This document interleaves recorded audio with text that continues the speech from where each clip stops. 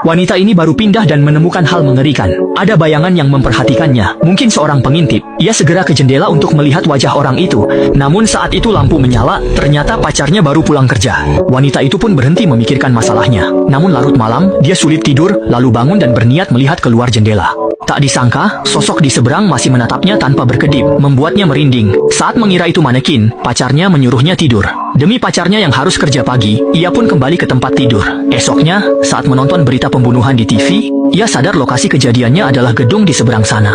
Laporan menyebut korbannya adalah wanita muda yang dipenggal kejam. Teringat usia korban yang sebaya dan sosok mesum yang dilihatnya semalam, wanita itu seketika cemas.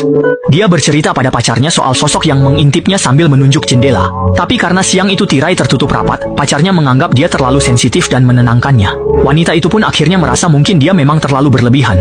Keesokan harinya, saat berjalan di luar, wanita itu merasa diikuti. Saat menoleh, orang di belakangnya berlari ke arahnya, namun ternyata hanya lewat. Merasa panik, ia pergi ke bioskop untuk menenangkan diri. Namun, baru setengah jalan menonton, ia sadar ada seseorang duduk tepat di belakangnya. Banyak kursi kosong, tapi kenapa duduk tepat di belakangnya? Dia tak berani menoleh, cuma melirik sepatu orang itu. Sadari ada yang mendekat, wanita itu tak tahan suasana mencekam. Ia segera kabur dari bioskop dan bergegas ke supermarket yang ramai. Melihat orang-orang berlalu lalang di sekitarnya, hatinya yang diliputi rasa takut, baru mendapatkan sedikit rasa aman. Namun, tepat saat dia sedang serius memilih bahan makanan, dan merasa bahwa semua itu hanyalah perasaannya saja, pelanggan yang muncul diam-diam di belakangnya, kembali memicu kewaspadaannya.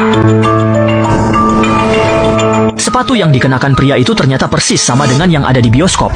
Wanita itu seketika merasa ada yang tidak beres, lalu buru-buru berpura-pura tenang dan berjalan ke samping, sambil terus melirik ke arah belakang dengan ekor matanya, mencoba melepaskan diri dari penguntit asing itu.